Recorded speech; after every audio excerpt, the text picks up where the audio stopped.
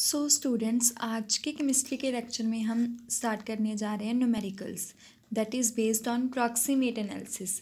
ये हमने टॉपिक किया हुआ है प्रॉक्सिमेट एनालिसिस, जिसमें हमने किया था कि हम परसेंटेज ऑफ ऐश निकाल रहे हैं।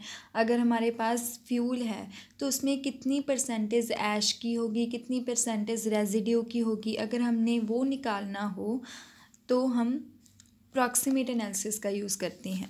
तो हमारे पास न्यूमेरिकल क्या है, in a proximate analysis of coal experiment. मतलब आपके पास कोल है जो 5 ग्राम ऑफ कोल है, जिसको हम हीट करते हैं 15 मिनट्स के लिए। अगर हीट करें at a temperature of 105 degree Celsius in silica crucible, मतलब जो आपका अपरेटस होगा, क्रूसिबल होगा, जो आपका बर्तन या फिर कुछ भी कह सकते हो आप, वो क्या होगा, किसका होगा, सिलिका का होगा। At room temperature the residue का मतलब होता है जो चीज़ आपकी विदाउट मॉइस्चर होती है, मतलब जिसमें बिल्कुल भी नमी नहीं होती, जो बिल्कुल ड्राइड होता है, वो क्या होता है आपका रेजिड्यू। तो रेजिड्यू मतलब उसमें अगर नमी नहीं है तो उसका वेट कितना है 4.80 ग्राम, क्योंकि जब हम उसे हीट करेंगे तो उसमें जो नमी होती है वो क्या हो जाती है, ख़त्म हो जाती है। तो आपका रेजिड्यू मतलब ड्राइड कोल रह जाएगा, उसका वेट कितना है 4.80 ग्राम, एंड उसको हम क्या बोलते हैं, रेजिड्यू। एंड देन क्रूसिबल, फिर अगेन हम उसे हीट करते हैं in a muffle furnace, and then उसका वेट कितना रह जाता है 0.25 gram, that is weight of a ash. क्योंकि अगर अगेन हम उसे हीट करेंगे तो क्या हो जाएगा, हमारे पास ऐश ही बाकी रह जाएगी, तो उसका वेट कितना होगा 0.25 ग्राम। अब हमें क्या फाइंड करना है, calculate percentage of moisture and ash content of coal. तो ये हमें गिवन दिया हुआ है वेट ऑफ मॉइस्चर कोल, मतलब जो नमी वाला कोल है जिसमें मॉइस्चर प्रेजेंट है, उसका वेट कितना है 5 ग्राम। वेट ऑफ ड्राइड कोल मतलब जो रेजिड्यू है उसका वेट कितना दिया हुआ है 4.80 ग्राम।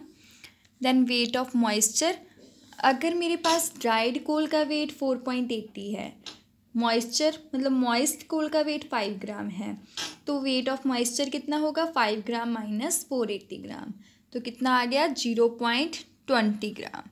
तो अब वेट ऑफ ऐश फॉर्म्ड, जो लास्ट में ऐश बनी आपकी कोल की ऐश बन गई जो, उसका वेट कितना है 0.25 ग्राम। अब आपको पता है कि जिस चीज़ की हमने परसेंटेज निकालनी है वो हम कैसे निकालते हैं, weight of moisture by total weight of coal. मतलब ऊपर हम रख देते हैं जो आपका वेट होता है मॉइस्चर का, क्योंकि हमने परसेंटेज किसकी निकालनी है, मॉइस्चर की। नीचे हम रख देंगे total weight of coal, total weight होता है जितना इंटू 100।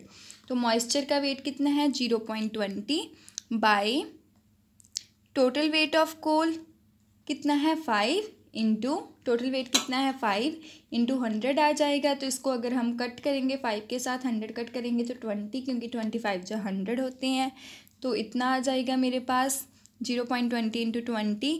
अब पॉइंट को काट कर मैं 100 लगा लूँगी नीचे, तो कट होकर आपके पास आंसर कितना आ जाएगा 4%। नेक्स्ट हमें निकालनी थी ऐश कंटेंट ऑफ कोल, मतलब कितना आपके पास ऐश प्रेजेंट है, वो हम कैसे निकालेंगे, percentage of ash formed is equal to weight of ash by total weight of coal into 100। Same formula, लेकिन यहाँ पर ऐश के लिए निकालना है तो weight of ash. Weight of ash कितना था मेरे पास 0.25 ग्राम, तो 0.25 बाई 5 इंटू 100। इसको भी मैंने वैसे कट किया 0.25 इंटू 100, 0.25 इंटू 25 बाई 100 आ जाएगा इंटू 20। इसको कट किया तो मेरे पास कितना आ जाएगा आंसर 5%। तो ये आपका आ गया percentage of ash. That is very easy numerical, so try it. Next है मेरे पास हमने फाइंड करनी है calorific value of a fuel. Calorific value क्या होती है कि जब हम किसी भी सब्सटेंस को बर्नट करते हैं, मतलब किसी भी फ्यूल को जलाते हैं, तो उसमें से कितनी हीट निकली उसको हम क्या बोलते हैं, कैलोरीफिक वैल्यू।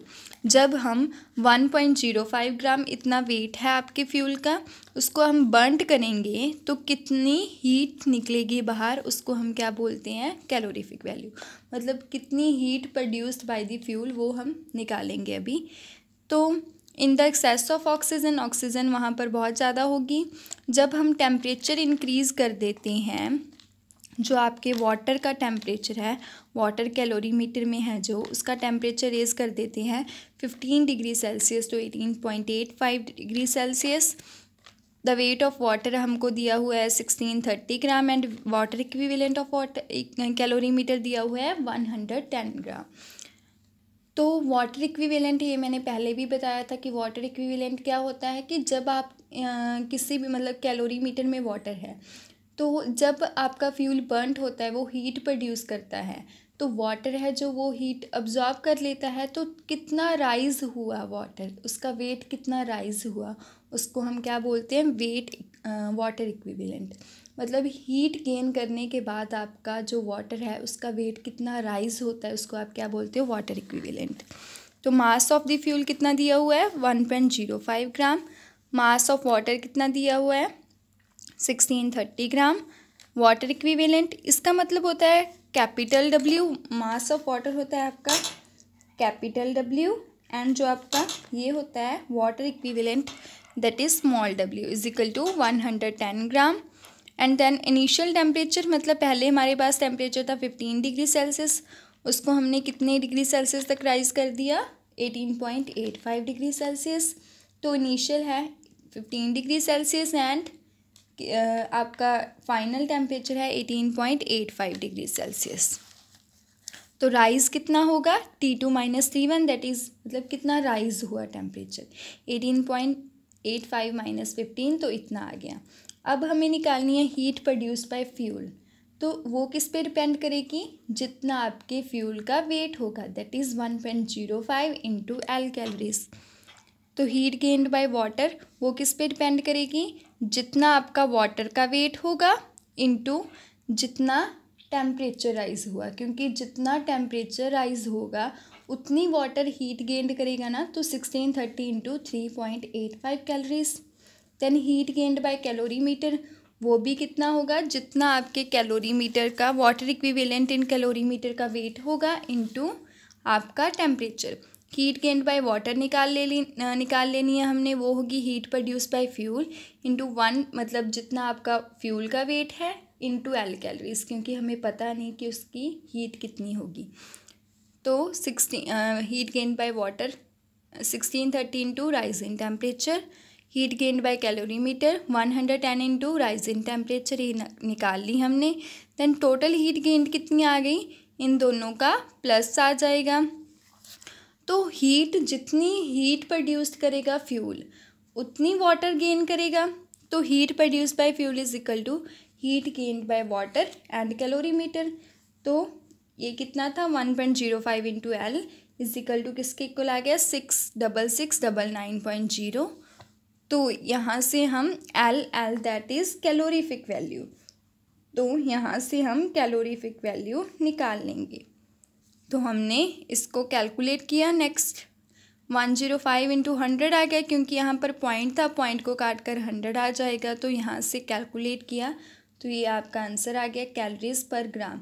मतलब इतनी हीट है जो आपकी प्रोड्यूस्ड हो रही है, अगर आपका 1 ग्राम ऑफ सब्सटेंस बर्न्ड होता है तो इतनी हीट प्रोड्यूस करता है ये। तो ये था आपके केमिस्ट्री के न्यूमेरिकल्स, ये फाइनल एग्ज़ाम्स में आ सकते हैं, तो इसे अच्छे से कर लेना। So thank you students.